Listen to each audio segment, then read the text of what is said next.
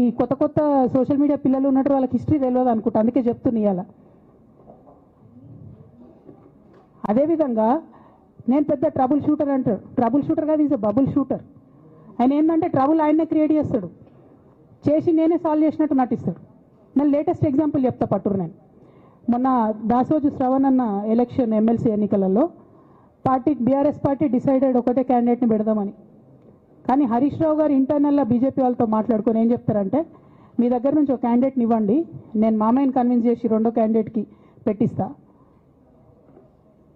అంటే he wants to create a trouble. ఈ క్రైసిస్లో already మన పార్టీలోకి వెళ్ళి 10 మంది ఎమ్మెల్యేలు వెళ్ళిపోయినాక, 38 మందిలో 10 మంది పోయినాక నువ్వు ఇంకో సెకండ్ క్యాండిడేట్ని పెడితే ఎంత కన్ఫ్యూజన్ అవుతుంది? ఎవరెవరు ఎటెట్ ఓట్లు వేస్తారు? అంటే హార్స్ ట్రేడింగ్కి ఈయన ట్రబుల్ షూటర్ గారు ట్రబుల్ని ఓపెన్ చేస్తారు అన్నట్టు. నాకెందుకో లక్కీగా ఒక బీజేపీ ఎమ్మెల్యే గారు ఫోన్ చేసి, అక్క మరి పెద్దసారి పర్మిషన్ ఉందా హరీష్ అని ఇట్లా అంటున్నారంటే, నేను డైరెక్ట్గా పెద్దసారికే ఫోన్ చేసి నాన్న మరి ఇట్లా అంటున్నారు, మనం సెకండ్ క్యాండిడేట్కి పర్మిషన్ ఇస్తారంటే, nothing doing, only Shravan will get elected, ఎవరు చెప్పారు మీకు అన్నారు. అంటే నేను ఆ విషయం వెంటనే అటువైపు కన్వే చేసిన, లేదండి మాకు అట్లాంటి ఆలోచన లేదు.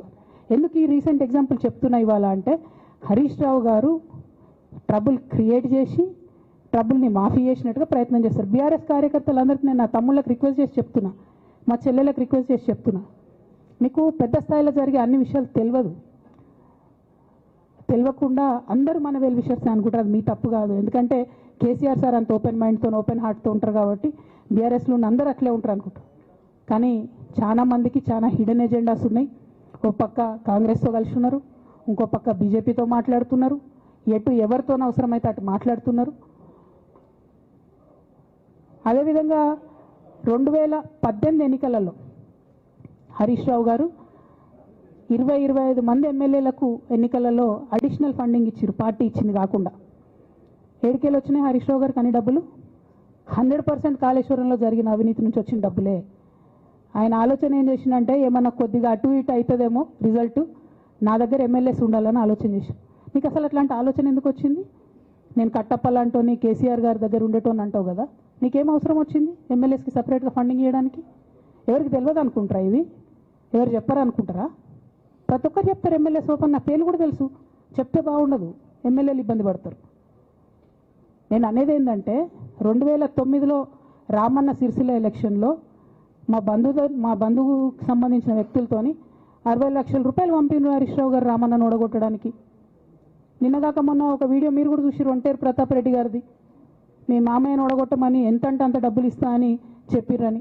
ఓ పక్క కేసీఆర్ గారిని ఓడగొట్టాలి, ఓ పక్క కేటీఆర్ గారిని ఓడగొట్టాలి, నిజామాబాద్లో నా ఎంపీ సెగ్మెంట్లో అందరు ఎమ్మెల్యేలను మేనేజ్ చేయాలి, అందరిని మన కేసీఆర్ కుటుంబాన్ని ఓడగొట్టాలి, విచ్ఛిన్నం చేయాలి. కానీ కేసీఆర్ గారి పేరుతో వచ్చేటటువంటి బెనిఫిట్స్ మాత్రం అన్నీ కావాలి.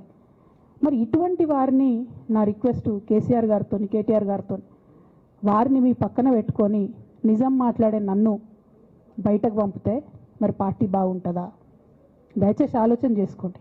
నేనేమంటున్నా రామన్న మిమ్మల్ని అంటే, నా మీద మీకు కోపం ఉండొచ్చు, నా మీద ఏముందో ఎవరేం చెప్పారో నాకు తెలియదు. నేను మాత్రం నా ప్రాణం పోయినా కేసీఆర్ గారికి హాని జరగాలని కానీ కేటీఆర్ గారికి హాని జరగాలని కానీ కోరుకోను. అది నా నైజం కాదు. ఆడపిల్లలకు అట్లుండదు, ఆడపిల్లలు ఇల్లు బాగుండాలనుకుంటారు. నా మనసుకి ఎంత గాయం అయితే, నాకు ఎన్ని అవమానాలు అయితే, నాకెంత ఇన్సల్ట్ అయితే, నా మీద ఎన్ని కుట్రలు జరిగితే నేను ఇట్లా మాట్లాడుతున్నది నా బాధ, ఇది నా ఆవేదన. నాన్న చూస్తలేరేంది వీళ్ళని అన్నది ఆవేదన, చూసుకుంటే క్షమిస్తారేంది ఇంకెన్నిసార్లు క్షమిస్తారు అన్నది నా బాధ. అంతే తప్ప నాకేం కోపం ఉంటుంది? ఎందుకు కోపం ఉంటుంది? నాకు ఎన్ని జన్మల పుణ్యం ఉంటే కేసీఆర్ లాంటి తండ్రి దొరుకుతాడు? కోట్లలో ఒకరికి ఉండేటటువంటి తండ్రి నాకు దొరికిండు. ఆయన లేకపోతే నేను ఎవరు ప్రపంచానికి తెలుస్తుందా? నాకెందుకు అవసరం ఉంటుంది? నాకేం కోపం ఉంటుంది కేసీఆర్ గారి మీద? నాకు బీఆర్ఎస్ పార్టీ మీద ఎందుకు కోపం ఉంటుంది? నాకు 27 సంవత్సరాలు ఉన్నప్పుడు నేను నా కొడుకుని చిన్న పిల్లగాన్ని పసిగుడ్డుని ఎత్తుకొని ఇక్కడికి వస్తే ఆ రోజు నుంచి ఈ రోజు వరకు నేను రోడ్డు మీదనే ఉన్నా, ఉద్యమాలే చేస్తున్నా, పోరాటాలే చేస్తున్నా, తెలంగాణ ప్రజల కోసం పనిచేస్తున్నా. 2014 నుంచి అధికారంలో ఉన్నప్పుడు కూడా నా ఇంటి దర్వాజాలు ఎప్పుడు తెలిసే ఉన్నాయి, ఇక్కడున్న మీడియా మిత్రులందరికీ తెలుసు. అధికారంలో ఉన్నా లేకున్నా నేను గిట్లనే ఉన్నా. అధికారంలో ఉన్నప్పుడు నన్ను ఏమి సాగనీయకుండా నన్ను ప్రతిపక్ష ఎమ్మెల్యేని చూసినట్టు, ప్రతిపక్ష ఎంపీని చూసినట్టు చూసినా నేను ఇట్లనే ఉన్నా, ఓపెన్ మైండ్తోనే ఉన్నా. నేను కోరేది ఒకటే, కేసీఆర్ గారి ఆరోగ్యాన్ని కాపాడండి రామన్న, పార్టీని కాపాడండి, పార్టీలో ఉన్న కార్యకర్తల్ని కాపాడండి. అందరు బాగుండేలాగా ప్రజా సమస్యలు తీసుకోండి. నాకు అంతకుమించి కావాల్సింది ఏం లేదు.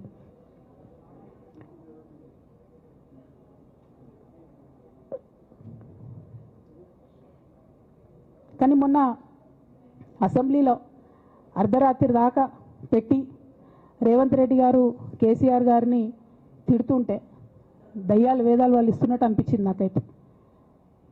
దానికి ఈయన హీరోలాగా ఎదుర్కొన్నాడు, ఈయన 6 అడుగుల బుల్లెట్ అని పార్టీ అంతా ట్వీట్ చేస్తే, మరి 6 అడుగుల బుల్లెట్ ఎవరికి గాయం చేస్తుంది? ఎండ్ ఆఫ్ ద డే ఇవాళ అయితే నన్ను గాయపరిచింది, రేపు రామన్నను గాయపరుస్తారో కేసీఆర్ని గాయపరుస్తారో.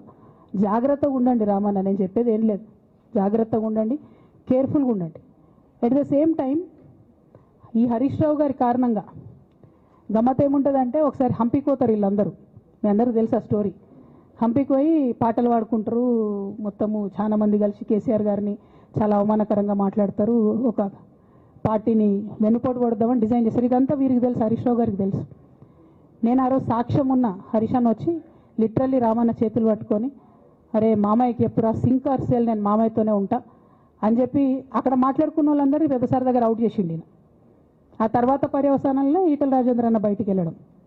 ఈ మహానుభావుడు వల్ల జగ్గారెడ్డి దగ్గర నుంచి మొదలు పెడితే, చెరుకు శ్రీనివాసరెడ్డి ముత్యంరెడ్డి అన్న కొడుకు దగ్గర నుంచి మొదలు పెడితే, రఘునందన్ రావు గారు, మైనంపల్లి గారు, విజయశాంతి గారు, విజయరామారావు గారు, ఆయన పాత పెద్ద ఆయన ఉండే